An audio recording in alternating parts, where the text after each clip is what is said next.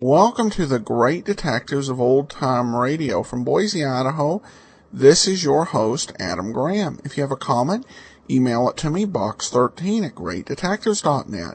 Follow us on Twitter at Radio Detectives and give us a call. The number is 208-991-4783. Today's show is brought to you by the financial support of our listeners. Thank you so much for all of your support.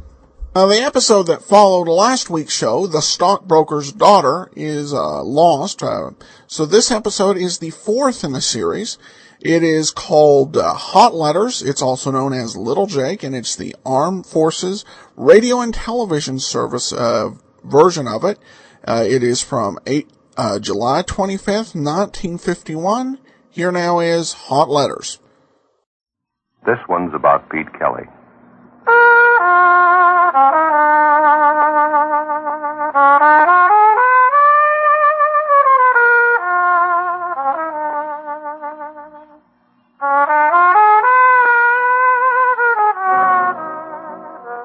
It's about the world he goes around in. It's about the big music and the big trouble and the big 20s. So when they ask you, tell them this one's about the blues. Pete Kelly's blues.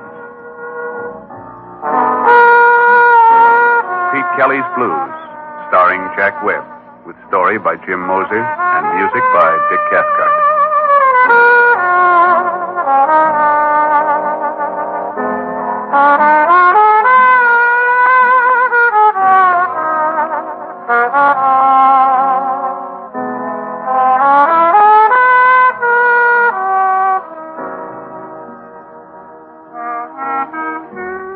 My name's Pete Kelly. I play cornet. You'll find us at 417 Cherry Street, Kansas City. It's a standard speakeasy. We got 35 cases of cut whiskey and a 7-piece band. We start every night at 10 and we play till 6 in the morning. It's not much, but the contract runs out in June 1924. After that, there's a place in South Chicago that may take us. In the meantime, we're working here on Cherry Street.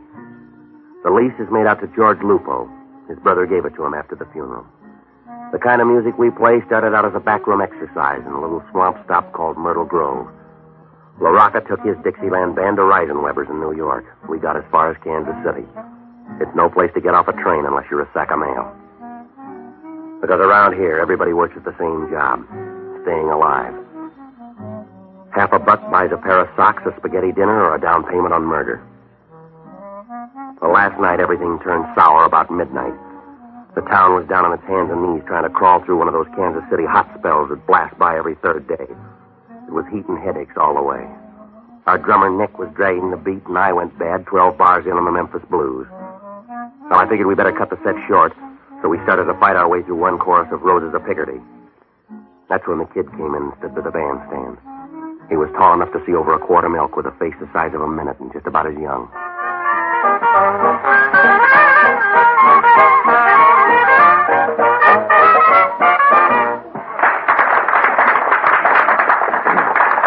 All right, let's get off for a while. Who's your friend, Pete? I don't know, but he must be tone deaf. Mr. Kelly! Mr. Kelly! Yeah, son. I heard you play. You sound good. We've been better.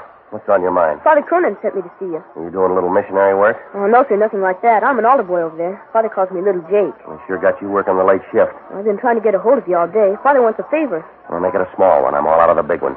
And he just wanted to know if you could come by St. Timothy's and see him. He said tomorrow morning right after the 9 o'clock. Okay. Tell him he keeps terrible hours. I'll be there. Thanks, Mr. Kelly. Pete Kelly? Yeah, that's right. Tell the kid goodbye. He knows his way out. Should I go, Mr. Kelly? Beat it, kid. Yes, sir. Goodbye, Mr. Kelly. Yeah, goodbye, Jake. You got someplace private? We'd like to talk. This is my office. Now listen hard, Bright Eyes. There's enough gun in this coat to blow you right through the wall. I'll take your word for it. We coming in nice and you get funny mouth. Now you got someplace we can talk. I can't leave. I gotta do a number. Do it. We'll be right here about 10 feet from your stomach. Yeah. All right. Let's go. You look sick, Pete. What's the matter? I feel fine. Who's sorry now? Everybody ready? Let's go.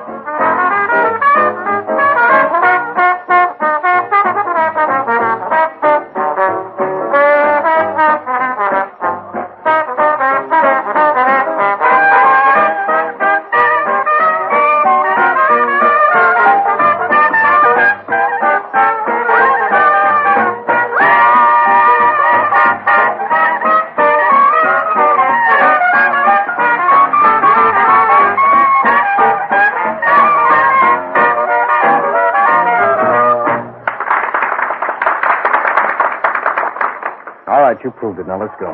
Yeah. Keep them going, Red. How many shall we do, Pete? If this works out, about 10 minutes worth. Let's go.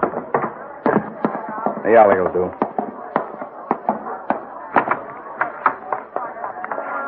We need a favor, Kelly. Yeah, there's a run on them tonight. Give me the envelope, Dix. Yeah. You got an inside coat pocket, Kelly? Come on. Either throw or pass the dice. Hold him, Dix.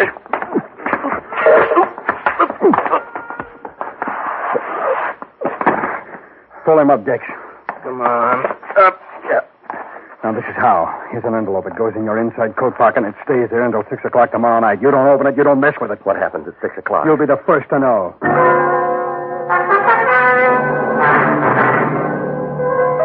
Well, I stood there in the alley and watched them walk away. Inside, Lupo was blowing up a storm. Something about paying for a 7-piece band and only having 6. Well, it wasn't worth trying to get back on the stand.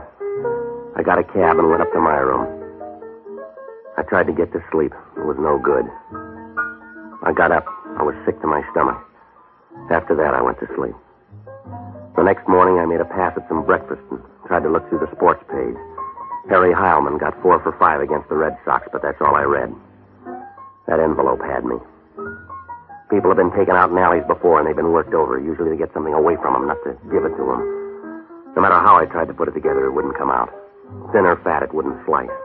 I had the envelope, and I had to wait till 6 o'clock. Well, I gave up on the coffee, and I started over to see Father Cronin. It was a little after 9:30 when I started up the steps of St. Timothy's.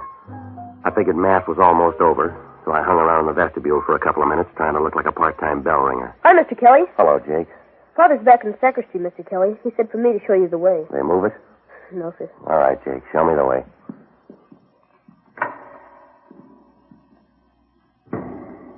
This way, Mr. Kelly. Down this aisle. Well, I guess I was too busy trying to act like I knew my way around to pay much attention to a fat, chunky little guy wearing a brown Borsalino hat. He stood up in a back pew a couple of aisles over. The church was empty except for the 3 of us. Little Jake found out about it just before I did. Mr. Kelly, that man back there. All right, mister. I'll take that envelope. Jake, get down. Mr. Kelly, look out! Look out!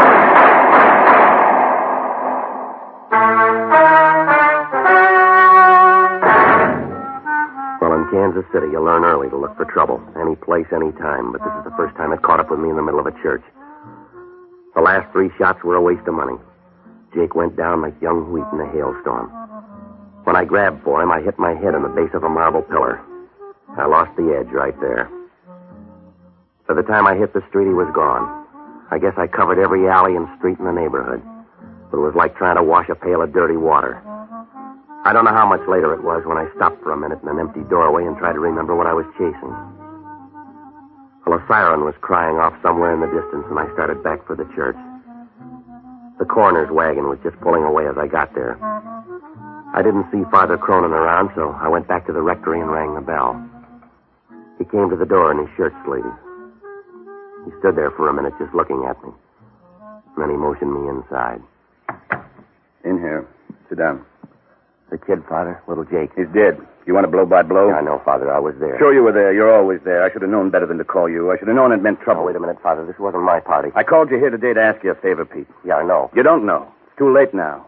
We were going to have an altar boys picnic tomorrow at Washington Park. I wanted you to play a little music for us. We won't be going now, Pete. We got a funeral instead. Yeah. What do you want me to say? Don't say anything, Pete. If you've got any private fights, that's your business. But don't bring your beefs into the church. I never saw the guy before, Father. Don't kid me. He didn't come in here to shoot little Jake. Now, look, I know this is hard to understand. You bet it's hard to understand. We've been over it before, but you ran with the same pack. You hung on to the same friends. You had it all figured out. Well, you figured this one, Pete. There's a 9-year-old boy on his way to the morgue. He took a gangster's bullet that you earned. Now you go ahead. Figure it. I got this envelope. I don't want an explanation. Take your excuses and peddle them where you need them. The bootleggers and the gunmen. Take them to your crowd. This envelope, Father, they shoved it in my pocket. I was out in the alley behind the club. 2 guys, they worked me over. I didn't think they'd try anything like this. Neither did little Jake. All right, Father, I told you I was sorry. Go on home. Why don't you stop cutting at me and say a prayer for that kid? I would, but I'm too busy praying for people like you.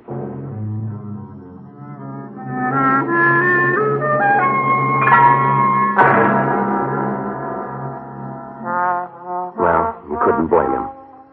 How do you explain away a dead kid lying in front of an altar rail? All I could offer was a 2-cent envelope in my coat pocket and a wild night in an alley. I started to walk back to my room. I tried to paste up some kind of an answer, but I got nothing. I was halfway home when the last breeze left town and went someplace to cool off. My clothes were soaking wet, and I decided to take a cab the rest of the way. I reached in my pocket, and all I had was 23 cents, so I kept walking. Sunday morning's the same in any town. Empty streets and everybody home trading the comic section and living off a Saturday night. You could live here all your life, and on Sunday morning you just got in town. It was about noon when I got to my hotel. I went up to the second floor and unlocked my door. They were sitting on the bed. Their coats were off, and they'd hung them on the back of a chair. The same 2 boys who'd given me the envelope last night. Got a real hot room here, Kelly. You ought to move off this cord. Yeah, next time I'll get twin beds. Is everything all right with that envelope? It made a murder, mister. You take it. Put it back in your pocket. Now get this, both of you. There's a lot of something wrong here. I've had my turn. You find yourself another fall guy. There's a lot of inside coat pockets in this town. Look for a new one. We like yours, and that's where it's going to stay. Now, you don't listen good.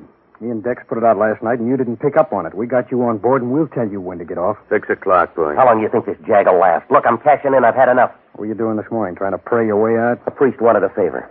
I got it, Lon. Yeah. Yeah, he's in.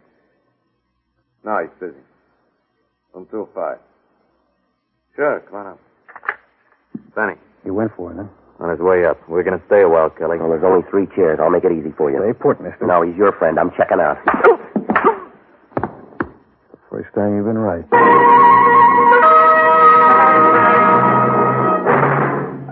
Well, it happened so fast I didn't even see his arm move. My knees buckled and I pitched forward. I don't know how long I laid there, but when I opened my eyes, the afternoon sun was almost gone. What was left of it was bleeding through a rip in the blind. Well, I could hear somebody breathing hard like a fat man on a hot day, and when I rolled over, I saw him. A tough Prohibition agent by the name of Cage. The weather didn't make any difference to Cage. He always looked that way. His collar was wilted, and it looked like Arrow's first try. His necktie was pulled down, and the knot was twisted. The heat had worked him over so that the front of his shirt was splotchy and damp. Reminded you of a first-grader's map of the world. He was sitting in a chair with his arms draped over the back and his head resting on his hands. He was smoking a Milo Violet, but it didn't help that much. His mouth was wound around a toothy grin, and he looked like a mountain lion who'd just eaten her young. You can get up now, Kelly. You made your point. Yeah, sure.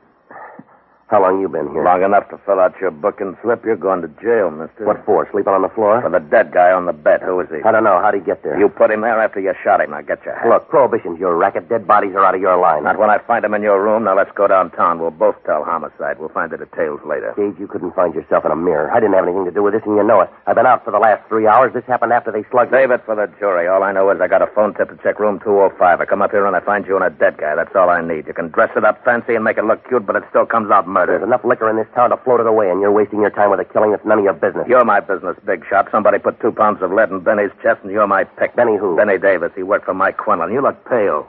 Yeah, I'm just beginning to feel the squeeze. Mike Quinlan on one side and those two trigger men that you let walk out of here on the other. You got it, and I'll be turning the handle. Now, before you start worrying about your picture in the paper, you better turn up the two guys that were here with me. That part of the same dream? They gave me an envelope to hold for them. The price on it's going up by the minute. A 9-year-old kid died for it, and this guy here on the bed. That's a good story. Do you write him down or just make him up? Look, you got nothing on me, and I haven't got much time. I'm leaving you. That's all right. I called downtown. The minute you hit the street, they'll pick you up. In the meantime, you better come up with more than you got. They don't hang you in this state on a hunch. I'm going to check this room over. I'll find all we need. You couldn't find your head with both hands. Goodbye, Cage. All right, you got till midnight, big shot, and then I'll be around. Yeah. I'll have it all set up. All we'll need is time to run the extra.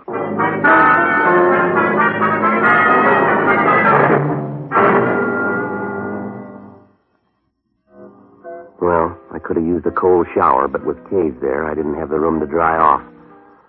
I went down the hall and headed down the back stairs. I figured even if Cage was right about calling downtown, I might have an edge if I moved fast enough. The sun was on the downgrade, but it didn't make any difference.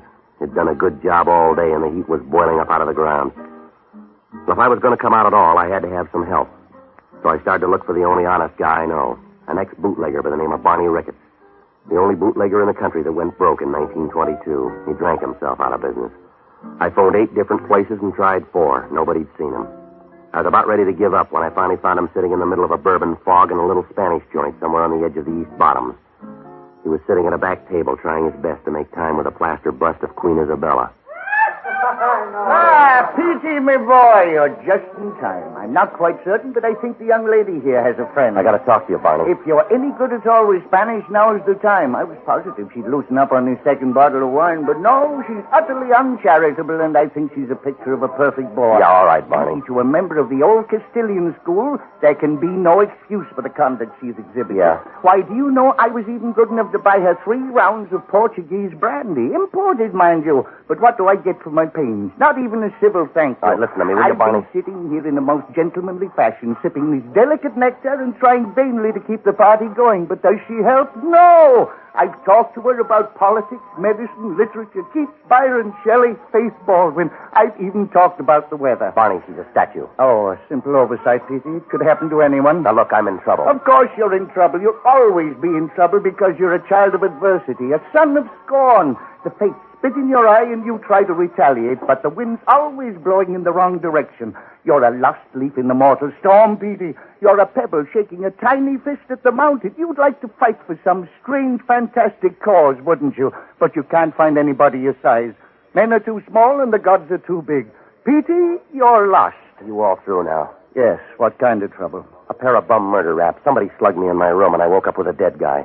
Dubious honor. You mentioned 2 murders. One of them was an altar boy over at St. Timothy's. The other guy worked for Mike Quinlan. The same Quinlan that controls most of the Canadian import here in town? Yeah, that's him. Oh, time's short. Let's finish the brandy. 2 guys started all this at the club last night. Names are Ludd and Dex. Mean anything to you? This'll all sound better with more brandy. You picked 2 of Quinlan's first string. Ludd Sandell and Dex Porter, both killers. Look, they gave me an envelope to hang on to. Now, nose around. See if you can find out what it all means. The dead guy up in my room, his name's Benny Davis. See if you can find out where he fits in, will you? It'd be a lot simpler if you just joined Quinlan's gang. Benny Davis holds a card in the same organization. Well, how about Ludd and Dex? Any bad blood between them and If Davis? there is, it doesn't show. They're closer than unborn peas. You sure about that, Barney? Police blotter can't be that wrong. Benny's sister will tell you the same thing. Well, where do I find her? Chelsea Apartments. Beautiful girl, Petey. When you're my age, she'll disturb your memories. All right, now get going, will you? See how close you can get to Quinlan's headquarters. Find out what you can about Ludd and Dex and Benny Davis. Maybe Quinlan's got him on a special job or something. Find out what it is, will you? You'll find me in a temporary economic slump, Petey. I'll need car fare. Yeah, well, that makes 2 of us. I'm broke. You'll have to do it on foot. Oh, well, I have friends here, and my credit's unlimited. Well, hurry up, will you, Barney? One moment. Alfonso, would you loan me $1.50? Come on, let's go. He's only bluffing. He won't shoot.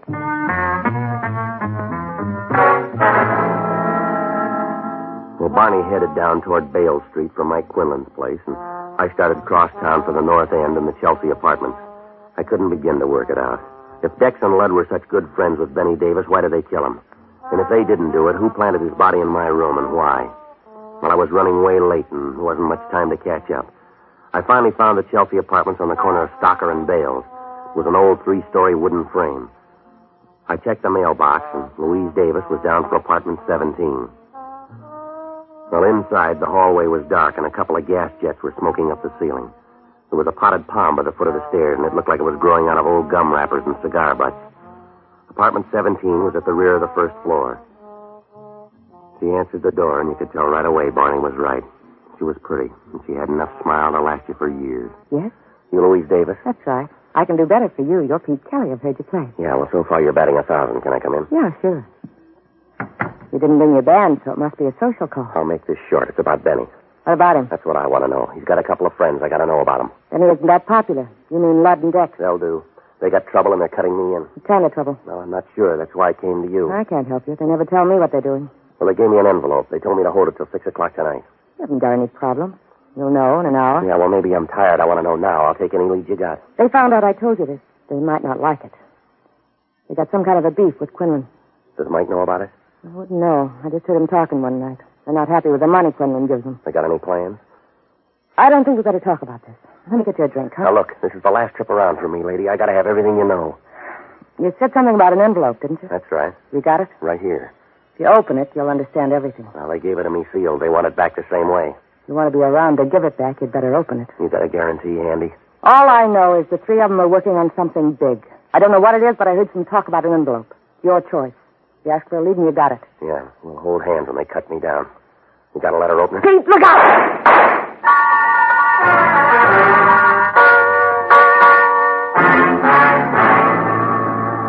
Well, it all happened faster than a Mexican divorce. Louise Davis was dead before the echo left the room. Well, I got to the window, but whoever did the shooting was gone. I grabbed the envelope, and on my way out, I took another look at her. There wasn't anything left but the smile. I cut through a couple of back lots and down an alley. I stopped in the doorway and opened the envelope. Inside was a handful of typewritten sheets. Looked like a lot of headache for 5 pieces of paper. And then the bell rang. 2 of them were consignment slips for 8,000 gallons of high-grade Canadian whiskey. The other 3 slips were detailed breakdowns for a convoy of trucks. They showed special truck routes over the Canadian border into the States to miss the hijackers and the Prohibition agents. They showed a day-by-day schedule for each truck on its trip down from the border. Well, it's not too tough to hijack a load of booze, but when you got it laid out right down to the time, the place, and how many bottles, it's like money in the bank. Well, I knew right then why the envelope meant so much to Ludd and Dex. What I couldn't understand was where they got it. Why they gave it to me to hang on to. Well, maybe they were working for Quinlan, but why didn't he have the papers, and why weren't they in his safe? Mike had a big one. Well, the questions were still piling up. There was an outside chance, but I couldn't stand still, so I crossed over to the Kansas side and headed down Boulder Road to Fat Annie's place. Maggie Jackson did 2 things good. She sang the blues better than the guy who wrote them, and she could pick up an idle rumor at 3 miles. Hi, Pete. Maggie, what do you know? I knew you'd be here tonight. You always come in together. Trouble and Pete Kelly. Yeah, I know. I never come around except when I need something. As long as I have it to give, you got it. It's Mike Quinlan this time, ain't it? Well, that's part of it. I'm in it up to my ears. You got an envelope, I heard. Yeah? Mike Quinlan and some of his boys have been here about an hour ago. They tore the paper off the walls looking for you and Dex and Ludd. Dex and Ludd? Mike wants all 3 of you. Yeah, anything else? No. Barney Ricketts called for you. Did he leave a number? He's still waiting on the phone. I took the call. He said you'd end up here, so he just hung on. Well, I'll get it right now. Yeah, the boss is kind of mad. The phone's been tied up for 2 hours. All right, thanks, Maggie. Sure, and good luck, Pete. Hello, Barney? There you are, Petey. That'll be $1.25 for another 3 minutes. Yes, all right, operator. Alfonso, 5 more quarters, please. No, the quarters. Just a minute, Petey. Alfonso doesn't know the quarters from the house. Yeah, well, hurry up. That's right. Thank you. Now then, Pete. No, Alfonso, no more money for the moment. What's going on, Barney? Where are you? Fort Madison, Iowa. I'm troubleshooting for you, Pete. Well, what'd you find out? It's a double cross. Mike Quinlan's involved in one of the biggest deals of his career, and Benny Davis, along with Dex and Ludd, stole the consignment papers. Yeah, I know. That's what's in the envelope. You better get them back to Quinlan. I understand he's been tearing up the town for him. Well, what do I do about Dex and Ludd? She might easily end up like Benny Davis. Seems Ludd and Dex didn't want to split it 3 ways, so they killed him. You sure about all this? That's why I'm up here in Iowa. I suggest that you join us. No, I'll see you when you get back. It's been a gay, mad world, Petey. We drove 60 miles an hour all the way up here. Yeah? Alfonso's drunk. He thinks the phone's a slot machine. He's waiting for the payoff.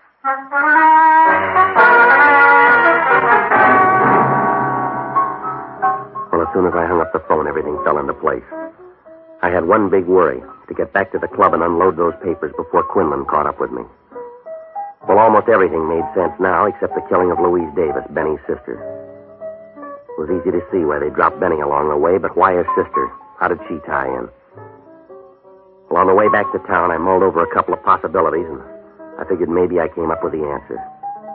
I started back for town, and it was rough all the way.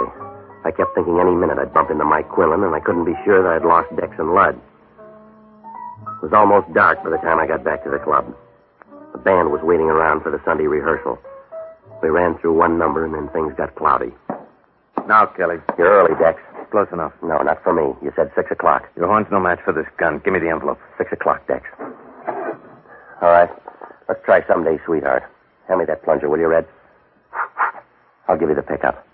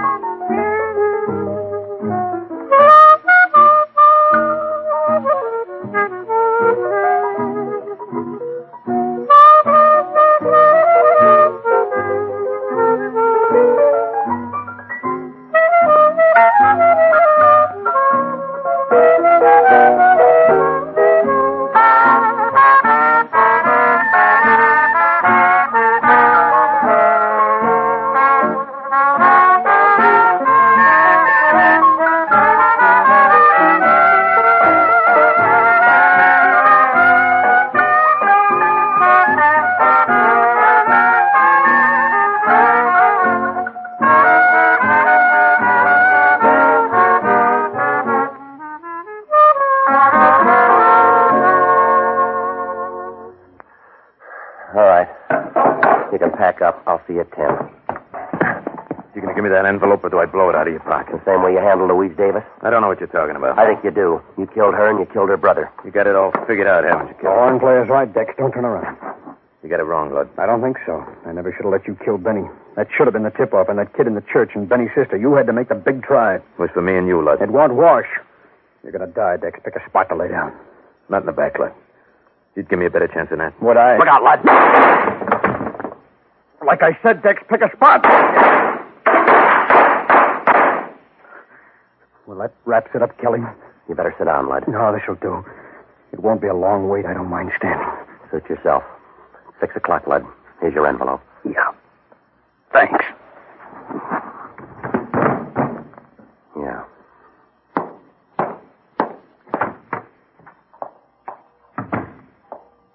Hello, Pete. Hi, Father. Just going to stop by. I heard the gunshots. I knew you'd be around. Well, let me tell you again, Father. I'm sorry about Jake. I don't know what else to say. I'm just sorry. I believe you. We'll have the funeral for little Jake tomorrow. Maybe you want to stop by. Yeah. Some things never figure. A 9-year-old kid shot down. No reason for it. None in the world. 9-year-old kid. It's done, Pete. Don't waste your pity on little Jake.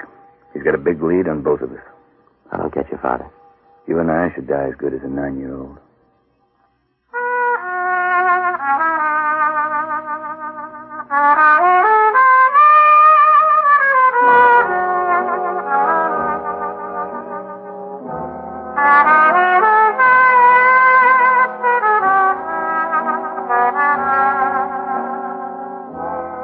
Pete Kelly's Blues, starring Jack Webb, with story by Jim Moser and music by Dick Cathcart.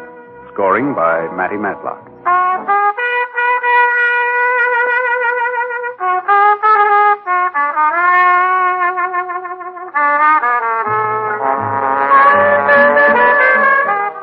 The music of Pete Kelly's Big Seven consists of Dick Cathcart on cornet, Matty Matlock on clarinet, Nick Fatul on drums, Ray Sherman on piano, George Van Epps on guitar, Judd Donat on bass, Mo Schneider on trombone. The songs of Maggie Jackson were written by Arthur Hamilton.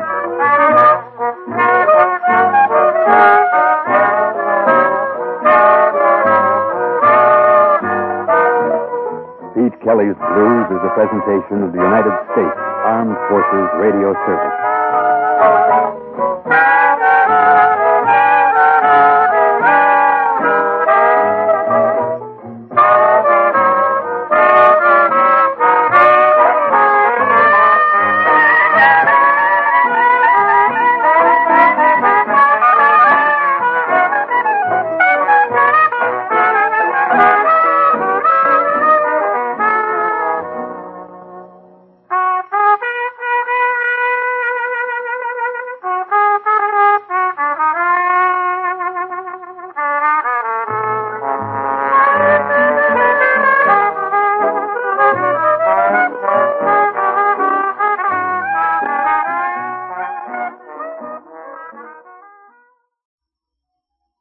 Welcome back.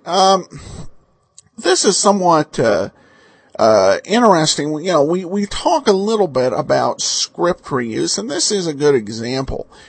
In one way, they don't reuse the entire script, but they do borrow heavily from an episode of Pat Novak for Hire. And I'll give you an idea. The scripts really do take a different turn after the shooting occurs. But just to give you an idea of how this was borrowed, let's go ahead and we will take a listen to this clip of Pat Novak going in and being confronted by a Catholic priest in San Francisco. And this was done about 2 years before this particular episode of Pete Kelly's Blues. He came to the door in his shirt sleeves. He just stood there for a minute looking at me. Then he motioned me inside. You want to see me, Father? Yes. I'm here. Sit down. The kid, Father. Little Jake. What do you think? Well, he goes fast? Instantly. I'll get the guy, Father. I'm not asking that, Patsy. I'm not asking you for anything anymore. Unless I need trouble. No, somebody told you a bad story, Father. That wasn't my gun. I should have known better than to call you. I should have known it meant trouble. It's your middle name, Patsy. You're married to it. You're looking for the wrong man. It wasn't my party. I called you here tonight to ask you a favor, Patsy. Anything you want, Father. It's too late now. We were going to have an outer boys picnic tomorrow at Paradise Cove. I wanted to borrow one of your boats. We won't be going now, Patsy. We've got a funeral instead. Yeah. What do you want me to say? Don't say anything, Patsy. Just listen for a minute. I asked you to come up here tonight, but I didn't tell you to bring your friends. If you've got any private fights with those waterfront hoods, that's your business. But don't bring your beasts into the church. And I tell you, I never saw the guy before. I don't know anything about it. He was shooting at you when he hit little Jerk, wasn't he? What else am I supposed to think? Yeah. They find him maybe then? Nothing you'll say you can leave, Patsy. I like you better without the temper, Father. And I liked you better before your hands got dirty, Patsy. I warned you about that waterfront crowd, the cheap bugs, the cheap women. I told you, Patsy, roll around in dirt long enough and some of it's bound to stick to you. You got it all over your face and your hands, and it's working inside you, Patsy. It's working in deep. That's the end of the sermon, Father? I tried to warn you, but you had to figure. Well, figure this one, Patsy. There's a 9-year-old kid on his way to the morgue. He stepped in front of a bullet and saved your life. Now go ahead. Figure it. Yeah, I will, Father. But you better be on call when I catch up with the guy. He's going to have a lot of praying to do. Well, definite similarity. Oh, I do prefer the Pat Novak story better. It was an intriguing season finale for Pat Novak for Hire that turned out to be the series finale. I should let you know that we actually only have 3 more episodes of Pete Kelly's Blues. So coming in 4 weeks, be sure and listen to Leonidas Witherall. A definite change of pace, a mid-1940s detective comedy starring Walter Hamden, and that's coming in 4 weeks. Alright, well, we turn to listener comments. Heidi asks, I've been meaning to ask this question for a while. Why are nearly all the detectives single, including Candy Matson? Actually, there are many married old-time radio detectives besides Mr. and Mrs. North? Well, I think that One reason you don't see a whole lot of married radio detectives is there are some places, particularly if they're happily married, the plot's just not going to be able to go. There certainly were some married detectives. We've already played a couple, and you can go into our archives at archives.greatdetectives.net, and we did 2 series back-to-back. We did The Thin Man. We did Adventures of the Abbotts. In addition to that, there's the series It's a Crime, Mr. Collins. And they all kind of worked in a similar way with a more lighthearted touch overall, and that